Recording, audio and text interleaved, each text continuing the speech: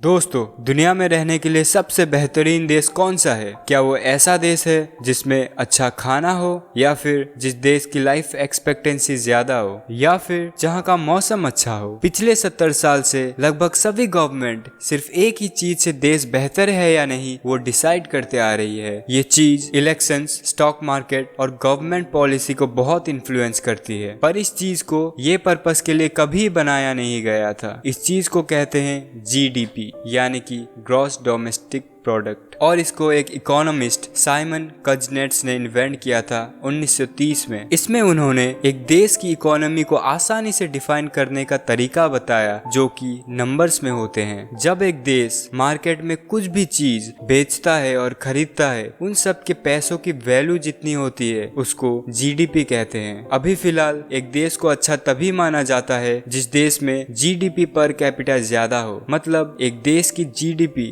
Divided by उस देश की टोटल पॉपुलेशन। पर अगर सच कहे तो जीडीपी ज्यादा होने के कारण एक देश को बेहतर बोलना सही नहीं रहेगा, क्योंकि उससे ये पता नहीं लगाया जा सकता कि एक देश क्या चीज प्रोड्यूस कर रही है या फिर उसका एक्सेस किसके पास है। करोड़ों रुपए के वेपन्स एक देश के जीडीपी को उतना ही पैसा देगी जितना करोड़ों रुपए का खाना हो या फिर मेडिकल सर्विसेज हो। एक देश में जो वैल्यू स्कूल से और नॉलेज गेन करने में चला जाता है या फिर आता है, वो जीडीपी में काउंट होता ही नहीं, क्योंकि वो सब सर्विसेज मार्केट में बेचा ही नहीं जा सकता। या फिर एक देश में जहां बहुत पैसा हो पर उसके ज्यादातर पैसों का कंट्रोल सिर्फ कुछ लोगों के पास ही हो, तो उससे जीडीपी पर कैपिटा ठीक से नहीं बता पाती कि एक आदमी के पास कितना पैसा है। ये सब अगर ना देखा जाए तो इतना साफ लगता है कि ज्यादा जीडीपी के कारण एक देश अच्छी क्वालिटी की जिंदगी जी रहा है। कुछ वेस्टर्न कंट्रीज में 1945 से 1970 तक जीडीपी 2 गुना,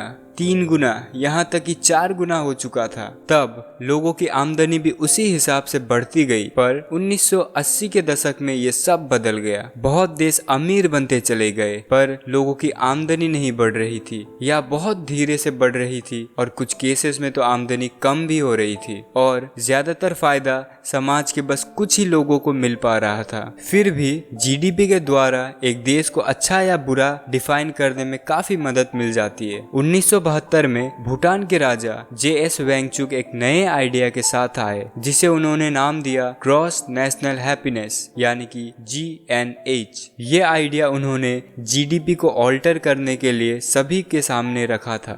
GNH एक ऐसी चीज है जिससे एक देश के व्यक्ति का हेल्थ, एजुकेशन और लिविंग स्टैंडर्ड डिसाइड किया जा सकता है। जैसे कि एक व्यक्ति को तुम कितना कमाते हो पूछने के बजाय तुम कितना खुश हो, या फिर तुम्हारे परिवार में लोग कितने खुश हैं, या फिर तुम्हें अपने एरिया के प्लांट्स और एनिमल्स के बारे में कितना पता है, या फिर कल तुम्हारा दिन कैसा रहा पूछा जाएगा। The United Nations human development index एक ऐसा मैट्रिक है जो ज्यादातर यूज होता है, जिसमें हेल्थ, एजुकेशन और इनकम पर कैपिटा का अनुमान लगाया जाता है। और फिर एक और मैट्रिक होता है जिसे सस्टेनेबल डेवलपमेंट इंडेक्स बोलते हैं। वो भी किसी के लाइफस्टाइल और एक देश की इकोनॉमिक ग्रोथ को डिफाइन करती है। हालांकि कोई भी देश अपने देशवासी के हर एक नीड्स को पूरा नहीं कर पाती, चाहे वो उस देश के रिसोर्स को फुल्ली यूटिलाइज क्यों ना कर ले। कोस्टा रिका एक देश है जो इसमें थोड़ा सा आगे निकल जाता है। पिछले कुछ दशक से ये देश अपनी इकोनॉमी को बढ़ाने और लोगों की लिविंग स्टैंडर्ड बहुत हद तक ठीक रखने में कामयाब हो रही है, वो भी बिना बहुत ज्यादा प्रकृति को नुकसान पहुंचाते हुए। कुछ देश जैसे कि कोलंबिया और जॉर्डन ने भी बहुत प्रोग्रेस किया है। कोस्टा रिका के पास दुनिया के कुछ सबसे अमीर देश से भी ज्यादा अच्छी लाइफ एक्सपेक्टेंसी और लिविंग स्टैंडर्ड है। अब हमने जो जाना उसको सम अप किया जाए तो ये पता चलता है कि किसी देश को बेहतर बोलने में कई मैट्रिक यूज किया जा सकता है, और एक्सपर्ट्स को भी अब ये लगता है कि सिर्फ जीडीपी ही एक देश के वैल्यू को एक नंबर में डिफाइन नहीं कर सकती। इससे